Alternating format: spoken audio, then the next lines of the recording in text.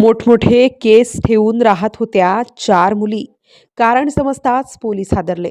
महिला प्रचंड घाबरल्या. असा प्रकार? आणि आपल्या इथे केसाने असं? घटना सुरू होते एका शांत साध्या शहरातल्या एका जुन्या लॉजमध्ये. बाहेरून अगदी साधं. शहरातील लोक येतात, जातात, खोली घेतात. कोणी लक्षही देत नाही. पण गेल्या काही महिन्यांपासून त्या लॉजबाबत विचित्र कुजबूज सुरू होती. रात्रीच्या वेळी काही छाया दिसायच्या, काही लोक खोलीत घेत आणि शांतपणे दुसऱ्या सकाळी गायब होत. शहरातील काही तरुणांनीही सांगितलं होतं की वरच्या मजल्यावरून रात्री अजीब आवाज येतात. पहिले ते अफवा वाटत होते, पण एक दिवस त्या लॉजमध्ये 4 मुली एकाच वेळी दिसल्या. 4ही खूप सुंदर, पण सगळ्यांच्या केसांचा एक विचित्र पॅटर्न होता. अतिशय मोठे, गुंडाळलेले आणि नेहमीच चेहरा झाकून ठेवणारे. कुणीच त्यांचे चेहरे नीट पाहिले नव्हते. त्या खोलीत राहत होत्या, पण बाहेर अगदी सावधपणे निघत. लॉजचा वॉचमन म्हणायचा, "ताई, किती केस आहेत तुमचे?" मुली उत्तर द्यायच्या नाहीत. मुस्काडणं, नजरेनं टाळणं आणि पटकन निघून जाणं. शहरात चर्चा सुरू झाली, इतक्या मोठ्या केसांचं कारण काय असेल? त्या मुली इथे काय करतात? रात्री आवाज का येतात? लोकांनी चर्चा केली, पण कोणालाही सत्य कळत नव्हतं. हळूहळू लॉजमध्ये येणारे लोक बदलू लागले. काही पाहुणे खोली घेत आणि 2-3 तासातच गायब होत. बिल भरत नव्हते. रिसेप्शनला विचित्र कॉल येत, "रूम नंबर 203 आजही बुक करा. कोणीही वर येऊ देऊ नका." आवाज पुरुषाचा, पण नाव सांगत नसे. लॉजचा मॅनेजर चिंतेत होता. एका रात्री त्याने वर जाऊन पाहण्याचा प्रयत्न केला, पण वरच्या कॉरिडॉरमध्ये कोणीतरी कुजबूज करत असल्याचं ऐकू आलं. तो घाबरला आणि परत खाली आला. आणि त्या 4 मुली, रियाज, सोना, महिका आणि तृषा, संपूर्ण काल्पनिक. या सगळ्यांच्या हालचालींमुळे शहरात अस्वस्थता वाढली. एक दिवस एका स्थानिक पत्रकाराला माहिती मिळाली, वरच्या मजल्यावर काहीतरी बेकायदेशीर चालतंय. त्या मुलींच्या केसांमागे मोठं रहस्य आहे. त्यांना बाहेरून कोणीतरी नियंत्रित करतो. पत्रकारांनी पोलिसांना माहिती दिली. पोलिसांनी गुप्त तपास सुरू केला.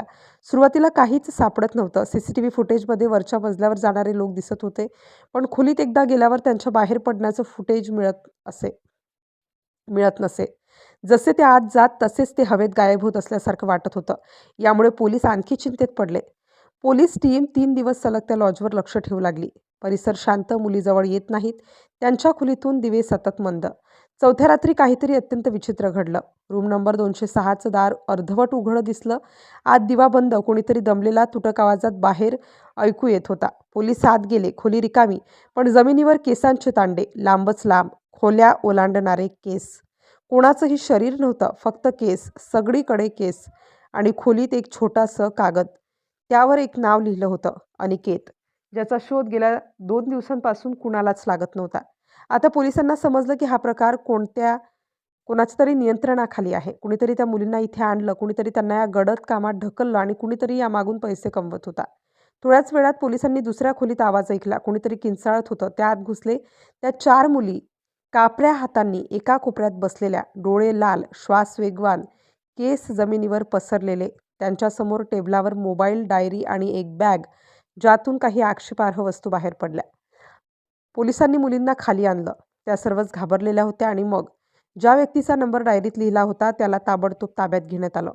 तो म्हणजे दर्शन नावाचा ट्रॅव्हल एजंट, काल्पनिक नाव. त्याच्या चौकशीत सत्य बाहेर आलं. त्यानेच या 4 मुलींना फसवून आणलं होतं. त्यांना पैशांचं आमिष देऊन चुकीच्या कामात ढकललं होतं. लॉजचा मालक, मॅनेजर आणि अजून 4 जण या सगळ्यात सामील होते. मोठे मोठे केस ठेवण्यासाठी त्यांनी सक्ती केली जात होती. चेहरा झाकल्यामुळे ग्राहकांना ओळखणे कठीण जात असे. आणि या सर्वांमागे एक मोठं नेटवर्क काम करत होतं. ही माहिती समजताच पोलीस हादरले.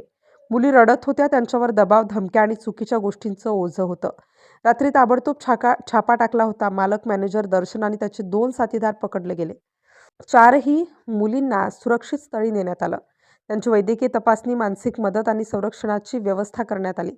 कथा जिथे संपते तिथे अजून एक प्रश्न हवेत तरंगत राहतो. त्या केसांमागे खरं रहस्य काय होतं? आणि अशा कितीतरी जागांमध्ये अजून किती मुली अडकलेल्या असतील? अंधार मागे हटला, पण सावल्या आजही शहरात फिरत आहेत. कारण या प्रकरणाच्या मागे अजून कुणीतरी आहे, ज्याचं ना ट्रेस ना आवाज, फक्त भीती.